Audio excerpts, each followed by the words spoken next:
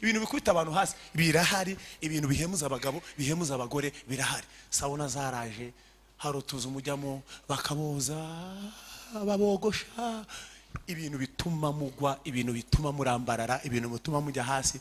Satani yarabinyanyagije mwisi yose. Mwanya gusa, nimushaka umwanya gusa kugira ngo umugore mwiza muri uyu mujyi wa Kigali, kugira ngo umugabo mwiza muri uyu mujyi wa Kigali. Mbinginge abantu bari bize, abantu bafite ibintu byinshi kandi koko n'akazi karahari no kugashaka ni ngombwa, ariko ibanga niri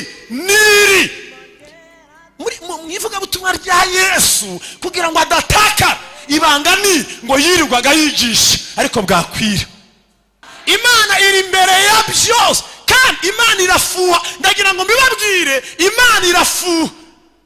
Imana irashaka ko uyikunda kuruta ibintu byose. Ngo ije n'icyo tegeko rya mbere. Hanyuma murabizi ko urukundo rero atari amagambo. Urukundo ni iki? Yego mu Kinyarwanda nuko bivuze. Urukundo si amagambo. Iyo mwize mubwira ngo ndagukunda ariko ntazi wawe, abarakora nyine bagira n'ururyage. Umuntu kamarana umuntu n'imyaka 3 4 ukunda umuntu ariko ntuza aho agize gute?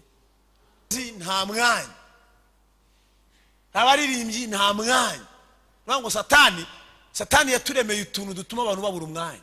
Arabizi mu bintu azi, mu bintu kandi atinya, mu bintu atinya, mu bintu kandi azi neza bitanga umusaruro, bituma abantu bashobora kuba abakristo beza. Satani kinazi arakizi neza, nuko iyo abantu bahagurutse basenga agira ubwoba.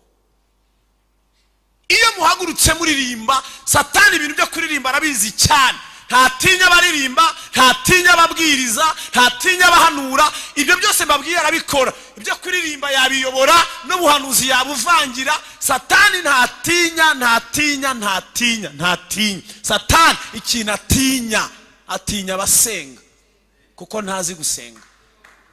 Iyo wafashe icyemezo cya buri munsi, mundebe cyane cyane abagore batoya muri hano n'abakobwa muri hano, iyo wafashe icyemezo cya buri munsi ariko iminsi 7 kuri 7 ukajya ureba filime amasaha 4 nta minota 2 ya Bibiliya, wumva uzajya muri hejuru. Musubize mwabagabo mwe bato, wenda harimo n'abakuru babikora, namwebwe basore batoya.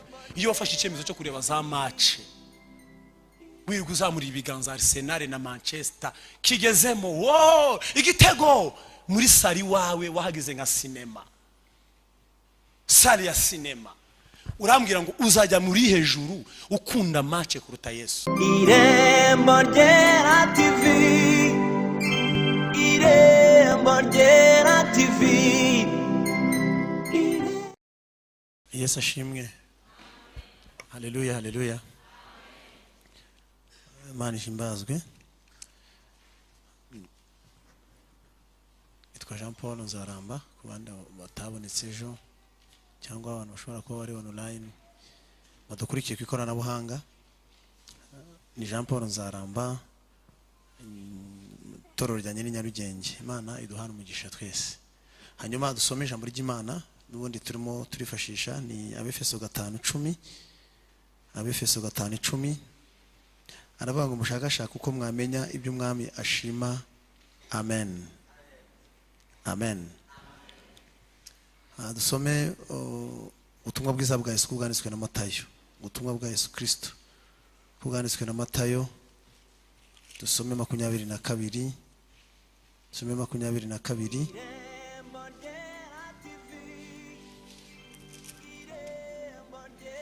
Murongo wa 36 turageza ku murongo wa 38. Ubutumwa bwiza bwa Yesu Kristo uko bwanditswe na Matayo. Dusome ibice 22. Turasoma umurongo wa 36 tugeze kuri 38.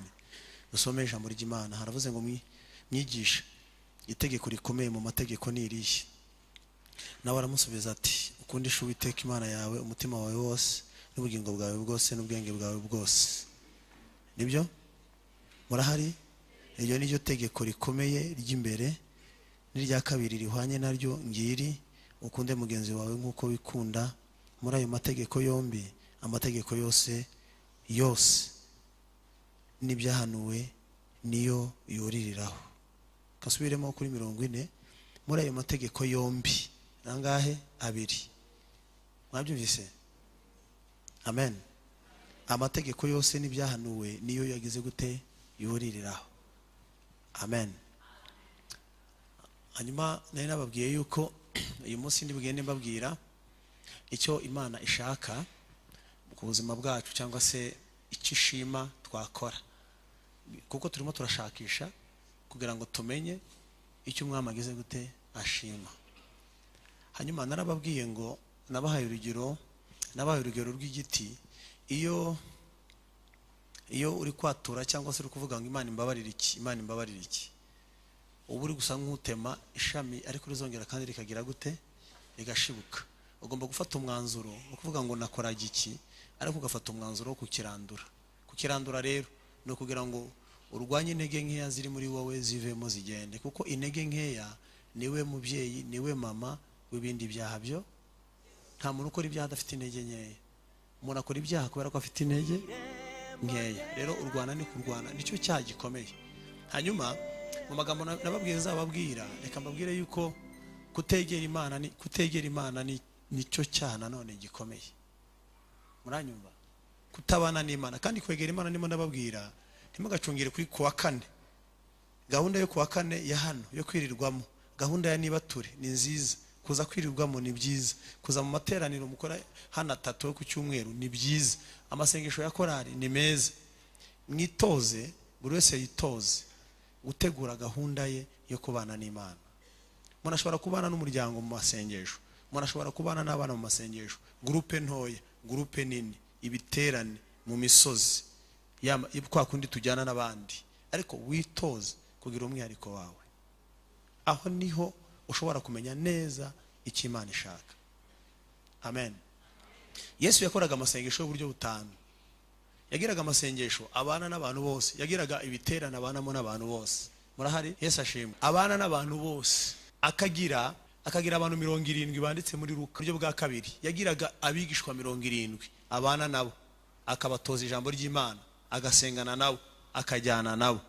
Ubwo buryo bwa kabiri. Uburyo bwa gatatu yagiraga abantu 12 bagendana.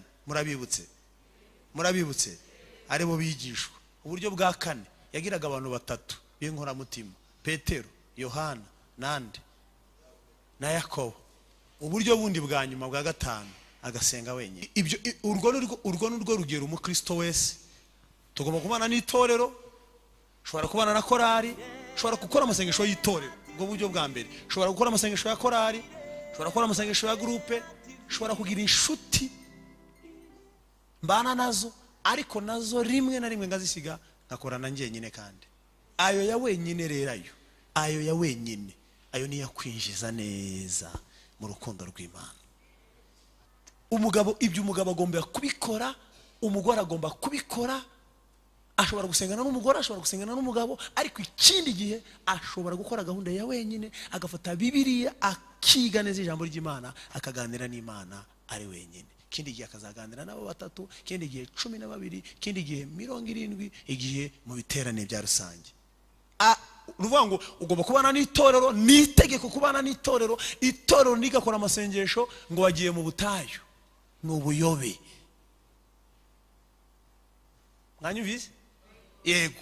Ruvuga ngo ntushobora nanone mu itorero hari ibintu Imana ivuga, ariko hari n'ibyo itavuga. Abantu bose bahari, hari n'ibyo itakubwira muri 12, hari n'ibyo itakubwira muri 3, ariko hari ibyo yakubwira. Ceneye wowe, kuko gukizwa ni wowe. Umuntu akizwa wenyine. Yaguhamagaye wenyine, umugore imuhamagara wenyine, umugabo imuhamagara wenyine, n'umwana mu rugo imuhamagara wenyine, igushaka wowe. Niyo mpamvu biri kuri kuvuga ngo nashatse umuntu.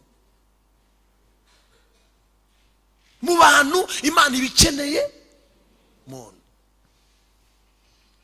Ibi rero hari abantu banebwa bakavuga ngo njyenyine nabona amagambo mvugira imbere y'Imana. Nubikora rimwe ukabikora kabiri, uzageza ku kwezi utangiye kuyabona. Ngiye ko nzi gusenga iminota 2, ese nasenga iminota 30. Nubyitoza uzabimenya. Gusenga sinabibigisha ngo mubyumve. ahubwo umuntu abyiga bikora. Iyo bikora urabimenye. Umwami Yesu ashimwe. Umwami Yesu ashimwe.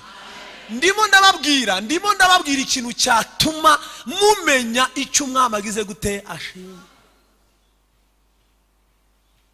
Ndimo ndababwira ikintu cyatuma mukora ubushake bw'Imana. Erega kukimenya ni kimwe, ariko no kugishira mu bikorwa nabyo ni ikindi. Haleluya. Kumenya icyo umwami ashima ni kimwe, ariko kugishira mu bikorwa nacyo ni ikindi. Ariko ibyo byose tubibonera mu kuboneka imbere y'iki? Y'Imana. Abantu rero ikibazo gihari, abantu nta mwanya bafite wo kubana n'Imana. Uwo rero aho niho intege nkeya zaziye. Abagabo nta mwanya, abagore nta mwanya, abasore nta mwanya,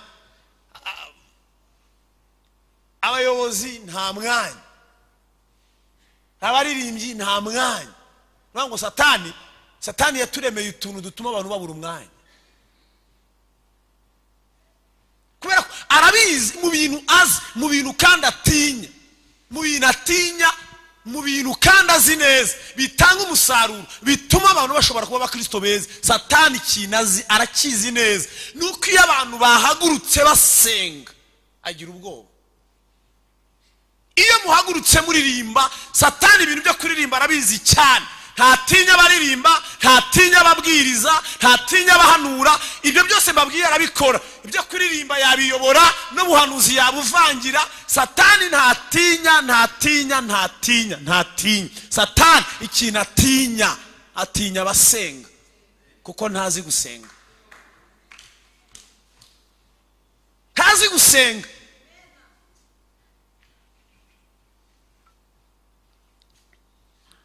Mukintu kubera ko bitinya, ashiraho inzitizi kugira ngo abantu badasenga.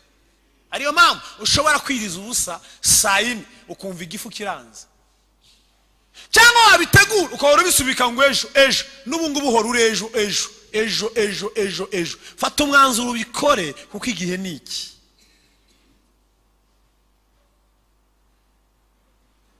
Haleluya.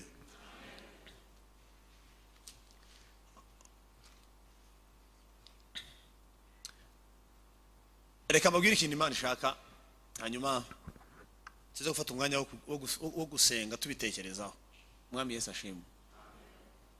Kubera ko urumva nta ari mwe mwadutegura igiterane, mushobora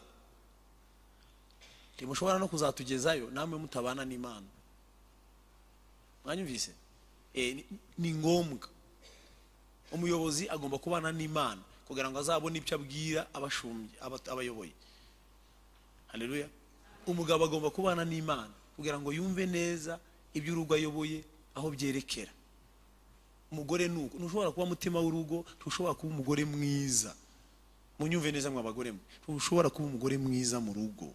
N'abana batanu, n'abana babiri, ntushobora kuba mwiza utabana n'Imana ngo iguhe ubwenge uburyo uzaba umugore mwiza. Imbere y'Imana niho twigira imico myiza. Haleluya. Tushobora kuba umusore mwiza n'umukobwa mwiza muri Kigali utari kumwe n'Imana.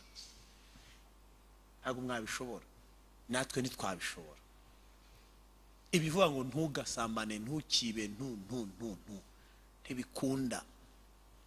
Ntabwo byakunda udafite imbaraga zibikubashisha kubireka. N'amasengesho akora narababwiye ngo nibwo umenya uwo uriwe mu Mana. Siko nababwiye nibwo wisobanukirwa. Ubu hari ibyaha wowe hari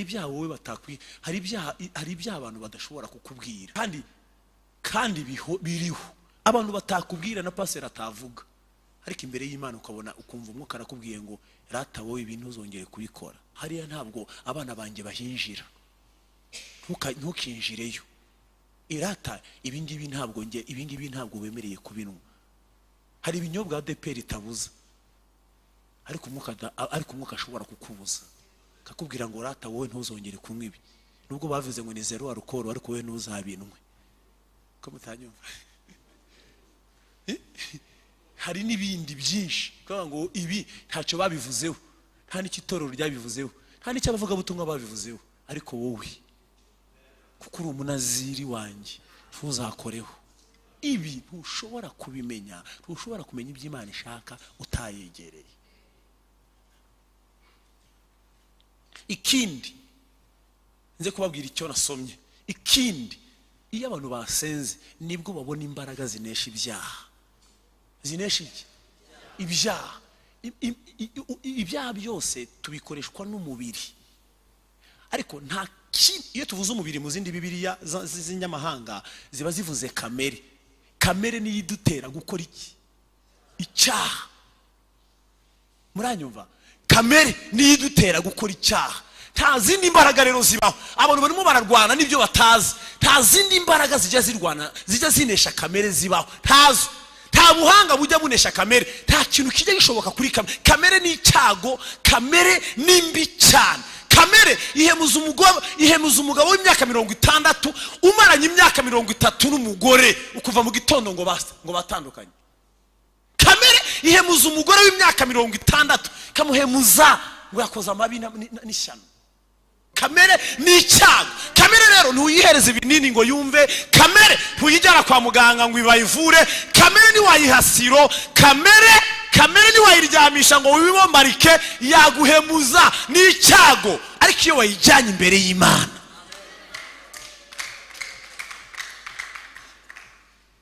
nicyo cyonyine mu masengesho niho habamo imbaraga zifata kamere.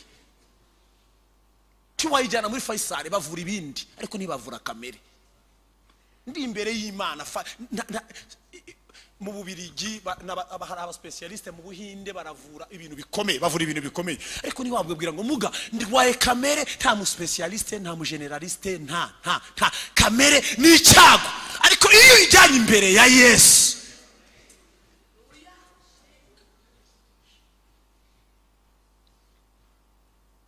mwabana b'abakobwa mwe nta kintu.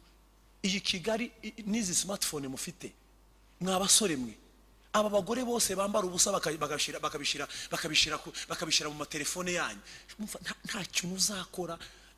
Ndi mukuru wanyu ndabagira inama. Ntabwo ubusambanyi buri muri Kigali, ntabwo ubusambanyi buri mu isi, ntabwo twabushobora abantu batagiye imbere y'Imana ngo imibiri yacu Imana yifate. Ibi tuvuga ngo ntuga ntibikunda. Abantu bazabiririmba ejo mu gitondo uzahora ubona imirongo y'abaza kwatura, uzabona nicyo. Ariko ibanga niri nicyo Yesu yakoze. Umugabo wagiye Getsemani ubwoba bukamutaha kubera umubiri. Ntago mubyibuka? Umutima urakunze ariko umubiri ufite iki? Reba Imana umubiri. Imana umubiri wa Kristo Yesu ari Imana. Mugabo agira ubwoba ariko uko akomeza kwegera muzabisoma muri Luka 22:39 kugeza kuri 43. Uko akomeza kwegera Imana, ahambere byaranze barakomeza barasinzira, banga no kumufasha ajya handi. Aravuga ngo reka nsige ba Petero b'abanyabitotsi. Aravuga ngo data igikombe kindenge ariko byiye kuboko nshaka. Ajya handi ngaho watera ibuye, noneho haza ibyuya bimeze nk'amaraso. Abadayimoni baramubwira ngo ntabyo ushobora, turakwica, ntabyo ushobora, turakwica. Agira ubwoba, turakwica. Agira ubwoba, yumva ko atari bubikore. Ariko bwa gatatu aravuga ngo data igikombe ndabona gikomeye ariko byiye kuboko nshaka, bikorwe nk'uko ugize gute ubishaka. Data abona umwana we imbaraga zashize ngo yohereza marayika amwongeramo imbaraga. Iyo twasenze Imana ijya yohereza imbaraga. Icyo ni ryo banga. Nta handi n'abagabo mwe, nta handi. Kubera ko ibi birahari byinshi, birahari. Ibintu bikubita abantu hasi birahari. Ibintu bihemuza abagabo, bihemuza abagore birahari. Sauna zaraje, harotuza umujyamo bakaboza babogosha. Ibintu bituma mugwa, ibintu bituma murambarara, ibintu bituma mujya hasi. Satani yarabinyanyagije mu isi yose. Ariko ibanga niri nukuba imbere y'Umwami. umwanya gusa, nimushaka umwanya gusa kugira ngo ube umugore mwiza muri uyu mujyi wa Kigali, kugira ngo ube umugabo mwiza muri uyu mujyi wa Kigali. Mbingingi abantu bari bize, abantu bafite ibintu byinshi, kandi koko n'akazi karahari no kugashaka ni ngombwa, ariko ibanga niri mwivuga butumwa rya Yesu kugira ngo adatakara. Ibanga ni ngo yirirwaga yigisha ariko bwakwira. Ngo iyi si sinayishinga ngo njye nirirwa mbwiriza abantu bangomera amashi. Nusoma Luka 5:15 ngo bamukomeye amashi. Mwigi wigisha neza ngo basiga bakoma amashi ngo ajya kwiherera gusenga. Abavuga butumwa urubona twumvise amashi yanyu tugumana namwe, ariko Yesu ibanga rye amashi mwara yari yakubara yakomaga ariko akabavamo, bagasiga bamusingiza adahari yagiye gushaka andi mavuta. N'abavuga butumwa bagumye mu bantu, batinda mu bantu kugeza ubwo bagwa mu bantu.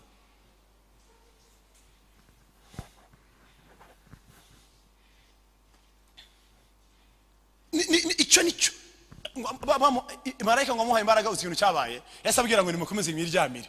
Yahise aba muryerye, abamusha cyane, yari yarembye iby'amaraso biva ahita abamusha cyane. Aravuga ngo mukomeze mwiryamire, ndabona baje bamugeraho, turashaka Yesu w'i Nazareti. Arababwira ngo ninjye, bagenzi imigongo. Arabaza ngo murashaka nde? Yesu w'i Nazareti, bagenzi imigongo. Arababwira ngo nimumfate, igihe cyose nabwirije ntimwabishoboye, ariko uyu munsi data arabampaye kugira ngo icyanzanye ngikore. Bamushyiramo iminyururu, bamujyana kwa Kayafa, bamujyana kwa Herode, bamusubiza kwa Pilato, kwa Herode, kwa Pilato. Ageze kwa Pilato ngo Pilato amureba mu maso, ngo yari afite imbaraga, ngo yari yuzuye imbaraga nyinshi. Mu masengesho habamo imbaraga.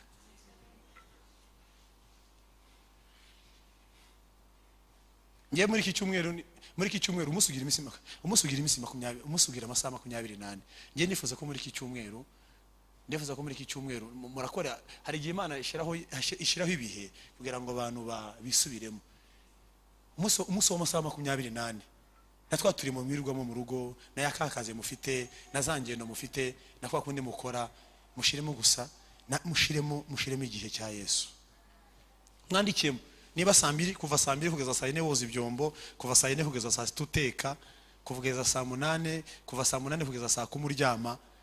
Ishiramo isaha ya Yesu. Haleluya. Shiramo isaha yandi ya Yesu. Niki gusa abantu babuze umwanya wo kubana niki n'Imana. Nico Yesu atabuze. Aravuga ngo ahantu ndi niho intebe ya Satani iri. Umugabo twamanuye mu ijuru musanze muri edikota ye, musanze mu bwami bwe. Hanyuma nzaza gukinira muri yisi, nzajya nirirwa nigisha, ngiye kubana na data ku musozi.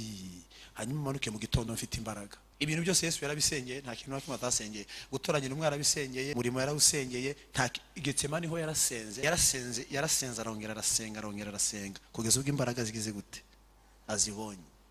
Nta gufite nta na kimwe ushobora kuzashobora hano ku isi.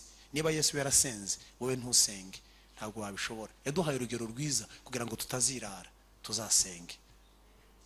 Nurwo rugero yaduhaye nk'Imana. Imana iva mu ijuru ikaza mu isi igasenga, wowe uri umuntu ubuntu hanyuma nusenge wishingikirije kuki kandi Imana yarasenze.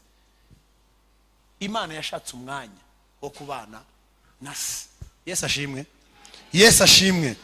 Nicyo aho niho rero ibintu bikura uko ukomeza kwegera, kandi amasengesho ndimo nababwira muyatandukanye n'amasengesho y'ibyifuzo. Kwa kundi umuntu aba afite ideni rimugoye reka mujyana imbere y'Imana mu bitandukanye. Aya ni amasengesho y'ubusabane yo kuganira naso.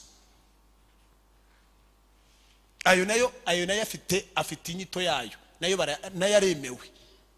Ariko ni amasengesho byonyine ushobora kuvuga ngo byonyine kubera ko wamaye agakiza, kubera ko wamaye urugo, kubera ko bagize gute, bavuga ngo papa je imbere yawe kugushimira, je imbere yawe ndimo nshaka kwicarana nawe, ukamara iminota 30 cyangwa ukamara iminota 40 uganira n'Imana. Vuga ngo papa ariko mfite n'intege nkeya, unyihere n'imbaraga kugira ngo umenye ubushake bw'Imana, kugira ngo umenye icyo Imana ishaka, biragufata umwanya.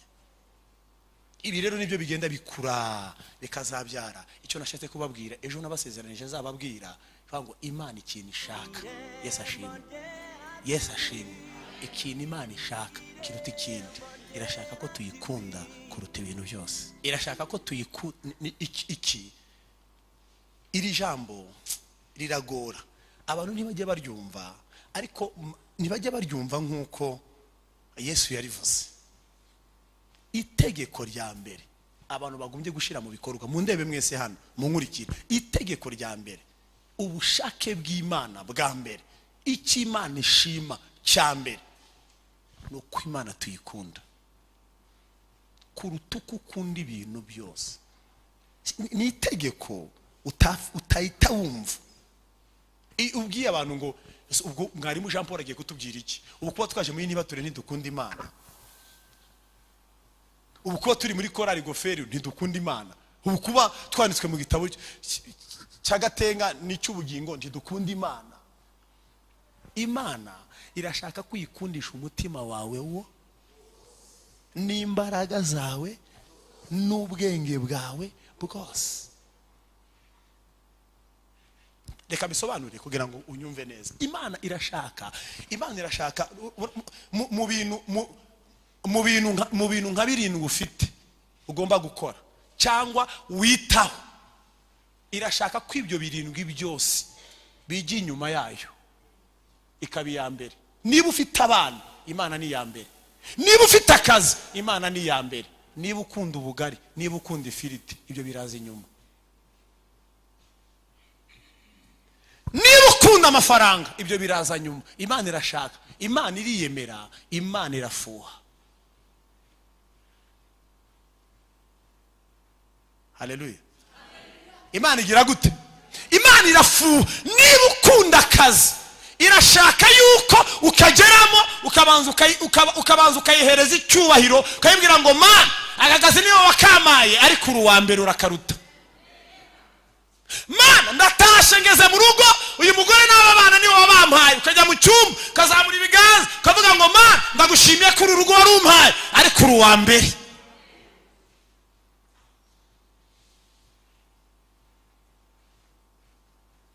Niba ukunda imodoka yawe, ujye umenya ko ari Imana yayitanze.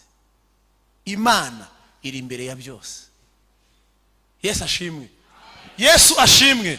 Imana iri imbere ya byose, kandi Imana irafuha. Ndagira ngo mbibabwire, Imana irafuha. Imana irashaka ko uyikunda kuruta ibintu byose. Ngo iryo niryo tegeko rya mbere. Hanyuma murabizi ko urukundo rero atari amagambo. Urukundo ni iki? Yego, mu Kinyarwanda nuko bivuze. Urukundo si amagambo. Iyo mwize mubwira ngo ndagukunda, ariko ntazi wawe, abarakora nyine bagira n'ururyage. Umuntu kamarana umuntu n'imyaka 3 4 ukunda umuntu, ariko ntuzi aho agize gute. Ariko murabizi ko abantu bakundana bajya banamenyana aho bataha. Mwabyumvise? Iyo ukunda umuntu umenya iwe. Iyo ukunda umuntu umenya ubuzima bwe, yaba afite ibibazo ukamufasha kubera kugize gute. Abanyarwanda baravuze ngo ifu nibagara ubucuti.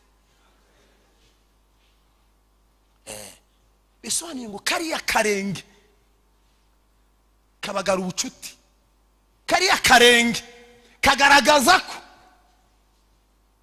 akarenge rero dutera dushaka Imana tuyegera. Mwanyumvise? Kariya niko kagaragaza. Mondebe, Yesu ashimwe. Umwami Yesu ashimwe. Urukundo si amagambo, urukundo ni ibikorwa. Reka mbaho urugero. Diakre ninde wowe? Izina Bosco. Urabona Diakre Bosco, wowe Munyaneza na Bosco. Mundebe hano kugira ngo ikintu ndimo nabasobanurira mu cyumba. Imana ishaka yuko tuyikunda kuruta ibintu byose. Nagize ikibazo mu myigishirize twagiye tugira. Nagize ikibazo iri somo ngewe na iri somo narimenye kera nkiri umusore, ariko twagiye tugira ibibazo cy'uburyo twigisha ijambo ry'Imana. Yohana yigeze yigisha inshuro nyinshi, ariko mu nyigisho za Bibiliya niho babisobanura cyane. Yigeze yigisha inyigisho cyane ngo mukunde. Imana irashaka ko mukunda. Noneho baramubaza ngo ariko muze, ni Yohana intumwa ya Yesu, niyo usoma igitabo cye cya mbere cy'urwandiko akunda kuvuga urukundo cyane. Ese kumuze kubera ko ukunda kuvuga urukundo, uvuga urukundo cyane. Aravuga ngo impamvu nduvuga cyane nuko mutararushira mu bikorwa. Isomo ryo gukunda Imana niryo tegeko umwami wacu yatubwiye, kubera ko riranditse kandi niwe waryivugiye ngo mukunde Imana n'umutima wanyu wose. Ngo niryo tegeko ry'imbere, kandi ngo n'amategeko yose ngo yurira kuri ryo. Rero mu bintu mugomba kubahiriza mwebwe biruta ibindi no gukunda Imana. Umwami Yesu ashimwe. Murabona Munyaneza na Bosco nababwiraga, urabona nk'ubu ngubu mbwiye Bosco ngo ndamukunda, mbwiye na Munyaneza ngo ndamukunda, nari declare bose ndababwiye ngo ndamukunda. Munyaneza ndamukunda, Bosco ndamukunda. Mundebe hano mwese kugira ngo mwumve uburyo urukundo rukora. Urukundo si amagambo, urukundo nicyo umuntu akora mu rukundo. Haleluya. Munyaneza ndamukunda, Bosco ndamukunda. Ariko kuwa mbere nasuye Munyaneza, hanyuma kuwa kabiri nongera nsura na Munya, no kuwa gatatu nsura Munyaneza, no kuwa kane nisurira Munyana, no kuwa gatanu nsura Munyana, no kuwa gatandatu nsura Munyana. Ariko na Bosco ngajya mubwira ngo ndamukunda. Ariko no ku cyumweru nyuzamo rimwe ndeba na Bosco. Ariko iminsi 6 nasuye Munyaneza. Uhise uca urubanza nkunda nde? Uzi impamvu mukunda? Namuhaye umwanya wanjye, namuhaye n'igihe cyanjye. Uriya naramubwiraga ngo ndamukunda, ariko sinigeze muha umwanya. Mu rukundo rero habamo n'umwanya umuntu ahereza mugenzi we. Nange urundi rugero kugira ngo munyumve neza. Murabana abantu bari muri fiançailles, abantu bose, abantu mwakoze fiançailles hano twese tubiziranyeho. Uhamagara umuntu wawe ukamuhamagara mu gitondo, ese wafashe icyayi? Saa yine ukongera uweze neza? Saa 6 ese wafashe amafunguro? Saa 9 ukongera ukamuhamagara wiriwe neza? Akarinda ataha muvugana. Ubu byaroroshye rero, na za pake byabaye ibindi. Kera telefone itaraza warandikaga akabaruka agashira ku musego, mu gihe umukumbuye ukakazana ukakareba kandi ukagira ngo ni uri kureba. Ubwenge bwawe bwose bukaba ku mukunzi wawe, bukaba ku nshuti yawe. Imana irashaka yuko ubwenge bwacu bwose buhengamira muri Yesu.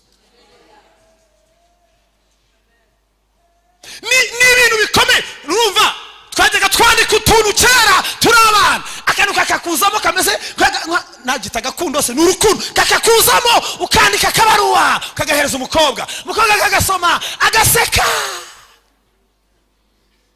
Mwaba mwaratandukanye, kakanu yakwandikiye ukakareba, niba ari aka Joseline ukakareba ukagasoma ukagira ngo ni Joseline, uri kumwe n'urupapuro ariko ukagira ngo uri kumwe na Joseline.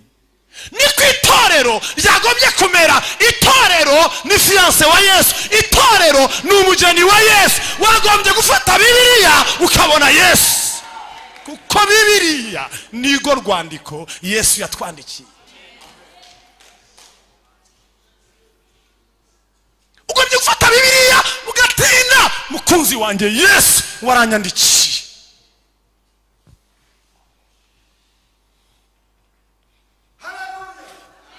Abakristo badasoma Bibiliya ntibakunda Imana. Abakristo badasoma Bibiliya ntibakunda Imana. Mwanyumvise? Mundebe, abakristo badasoma Bibiliya kugira ngo numve ko ibyo muri kuvuga nibyo. Wenda muze wacu mushumba iyo myaka urumva nawe ni ya kera, ariko twebwe urumva nanjye ndi muri primaire tuntu twaradukoze, ariko njyewe ndi muto ndabyumva. Ariko mwebwe hari abantu Bosco tudupapuro ratwibutse, aho papuro rakibutse urambagiza nk'umuntu wakibeho wibera Kigali ntakoraga kandiko. Oya meme nizi ngizi zisanzwe zitaraza, apana smartphone zonye, meme nazazi ndi bakaraga gucya za fixe zitaraza uko zagiraga abantu bakeya mu ngo zimwe na zimwe. Ariko urumva, ariko ibyo bintu ntago mubizi by'akandiko. Iyo rwabaga rwakwishe wagashiraga ku musego, ariko kumva urimo uraganira n'umuntu wawe kandi ari urwandiko. Kuko mudafata Bibiliya ngo ishire ku musego wumve ko uri kuganira na Yesu. Ibyo rero nibyo Imana ni supreme. Imana iri hejuru y'ibintu byose. Ntabwo Imana ikunda kwitendeka, ntabwo Imana ikunda ko ari ibintu bitwarira umwanya. Nawe urabizi, urabibonye. Niba Bosco niyo ndi gutanga urugero, nambabarire amfashe. Ubonye umugore wawe nubwo naba ndi mwarimu, buri hari abagabo bafuha ariko bagafuha mu kinyabupfura. umugore wanjye cyangwa umugore wa boss ukabona undi muntu aramwihereranya dutahe akamugumana yamubaza ariko bite byawe ariko wowe ndahagarara ngagutegereza uhagaranye n'abandi bagabo nta soni. Imana ifite iyo karakteri iyo gufuha. Iyo utindana n'ibindi ntutindane nayo wibaza urinde.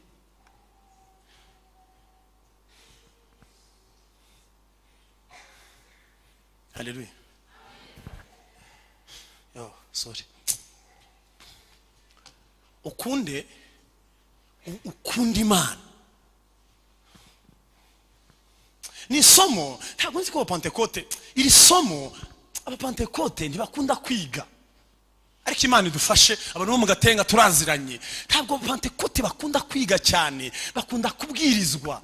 Ariko ni mu nyumve Imana irabafuhira, nta rukundo mwagaragaje mu ikunda.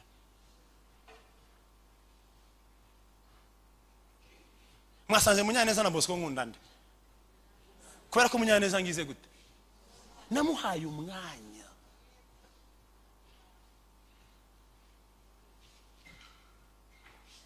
None se mu masaha 24 y'umunsi iyo wafashe icyemezo cya buri munsi mu ndebe cyane cyane abagore batoya muri hano n'abakobwa muri hano, iyo wafashe icyemezo cya buri munsi ariko iminsi 7 kuri 7 ukajya ureba filime amasaha 4 nta minota 2 ya Bibiliya wumva uzajya muri hejuru. Musubize mwabagabo mwe bato wenda harimo n'abakuru babikora, namwebwe basore batoya iyo wafashe icyemezo cyo kureba za match wirirwa uzamura ibiganza Arsenal na Manchester kigezemo igitego muri sari wawe wahagize nka sinema, sari ya sinema, urambwira ngo uzajya muri hejuru ukunda match kuruta Yesu, uzajya muri hejuru ukunda filme kuruta Yesu. Imana ibi ya mbere mu buzima bwacu. Ni murebe amasaha 3 warayiyemeje ariko nta minota 20 yo gusoma ijambo ry'Imana. Uri umugeni wande, uri fiancé wande, uri umukunzi wande, uri inshuti yande, uri inshuti y'ibyo ureba cyangwa uri inshuti ya Yesu. Usanga urukundo n'ibikorwa. Munyaneza mwasanze ariwe nkunda kuko niwe nahaye igihe, none igihe wowe wagihaye ndi, wagihaye ibintu cyangwa wagihaye Yesu.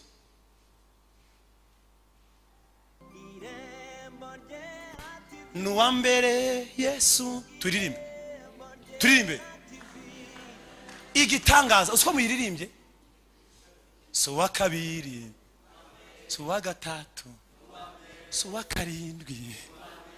Ibaze ariko uburyo ubaho wamugize wa 20, uburyo ubaho ibibanza mu kubiririmba ni kimwe, ariko ubuzima bwawe uburyo ubaho ameze nk'uwa 9 nk'uwa 10.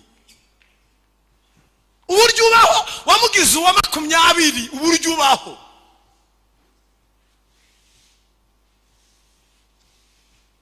Imana dutabare bene data kandi Imana idufashe kunda Imana. Urukundo ni igitangaza. Hari igihe muri fiancé kajaza kareba gakweto kagezweho ukumva wahita ukagurira umushuti wawe, mukunzi wawe, muzajye kwerekanwa, muzajye gutembera, akambaye uzamujyana ahantu igihe adafite ubushobozi cyangwa nawe ufite akakuruta, ukumva akantu ufite wakamuha kubera ko umukunda. Wowe igihe cyawe ugihe ibindi ariko akanwa kawe kakavuga ngo so wa kabiri, so wa gatanu, ariko uburyo ubaho no wa 6. Ntashobora kukwemerera kuba wa 6 Yesu arafuha. Ntashobora kukwemerera ko umugira wa 2 arafuha. Umutima wawe ukingurire Yesu abo wa mbere arafuha, ntiyakwemerera. Ariko uzi impamvu afuha? Yagutanzeho amaraso. Aba bahungu batanga inka bagatanga amafaranga miliyoni bakwa, we yadukoye ibiruta inka, yadukoye ibiruta amafaranga. Yamenye ubugingo bwe arabusuka kugira ngo azakubone. Muha umwanya, urukundo ni umwanya dutanga. Ntabwo urukundo ari amagambo, ni uburyo tubaho. Yesu ashimwe, Yesu ashimwe. Kugira ngo wumva urundi rugero unyumve, umumva abarokore nanjye kandi turimo turaganira twese. Kanguka wowe ikagusinzira. Yesu ashimwe, Yesu ashimwe, Yesu ashimwe. Unyumve neza, uranyumva? Mitesoza. Iyo uhembwe bwa mbere, iyo ugize umugisha ukunguka, utekereza nde bwa mbere? Tuzi ko ntuzi ko ufasa amafaranga ukayazanira umugore, niba ari 50, umugore akakubwira ngo aya naya kahunga, aya naya kwa kundi bikarinda. None ko wibagiwe ibishingwe ko wibagiwe umutekano, tuzi ko tuyatanga byose. Rero mugakusanya umutekano, ibishingwe, minervare, inzu, tuntu twose ukatwegeranya, yo ukavuga ngo desarashize, ariko agashira mutavuze icya 10. Ariko mwaza mu rusengero so wa kabiri, so wa gatanu, n'ibishingwe byaramuruse, n'ibishingwe warabikoze, ariko ayi ubwo ni pressure. Umutekano yabonetse, ibishingwe yabonetse, umva na yabonema yabonetse kugira ngo uzarebe Manchester, na yabonema nayo arimo, na yabonema ntabura. Mu ndebe mwabagabo mwe, abonema nigize gute? Ariko yo kwakira abashitsi kwa Yesu, urugo rw'iwanyu ruhora ruguhembura mu mwuka, ruhora rukugira uwuri wiyo. So wa gatanu ngo abonema yaba ya mbere, Yesu azi inyuma. Abarokore babyina ibiki? Abarokore tubyina ibiki mu rusengero? Abarokore kuki tubyina cyane, ariko uburyo tubaho ntibijyane n'ibyo tubyina mu rusengero.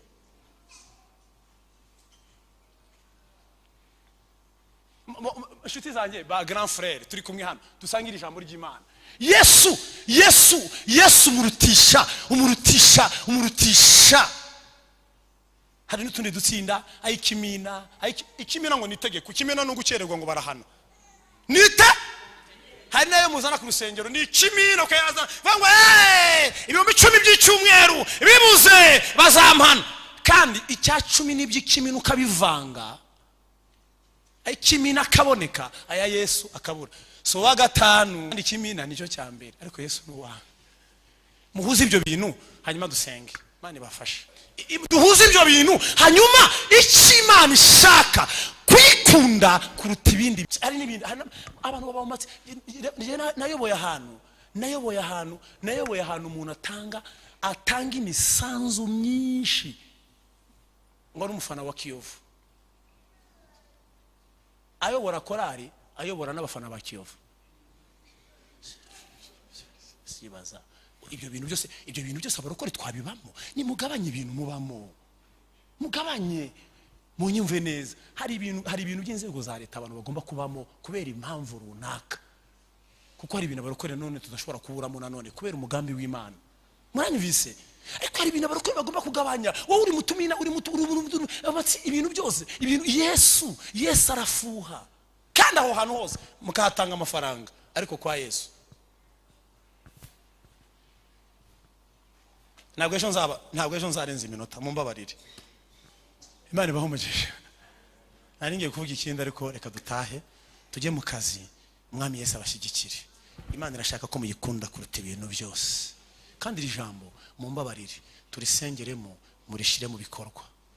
Nimukajye mugira icyumweru gitambuka ngo ejo bundi uretse goferi yateguye erayo ya hano nayitegure, abantu ibintu birangiriraho, abandi indi korali itegure birangiriraho, abantu muri evangelisation bahore bategura birangiriraho, abashumba barara amajoro bategura birangiriraho. Ibintu muri ADPR tugira ama event akomeye biterane, ariko ibintu birangiriraho. Itegeko rihari, Imana ishima, muyikunde kuruta ibindi bintu byose. Imana ibaho umugisha. Muhaguruke dusenge.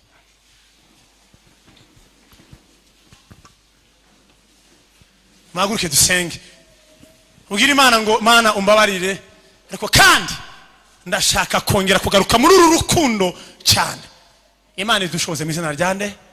Mana turagushimiye mu izina rya Yesu. Uwiteka niryo zina ryawe. Turagushimiye ko ijambo ryawe waryandikishije kugira Irembo Ryera TV, Irembo Ryera TV, Irembo Ryera TV, Irembo Ryera TV, Irembo Ryera TV, Irembo Ryera TV, Irembo Ryera TV, Irembo Ryera TV, Irembo Ryera TV, Irembo Ryera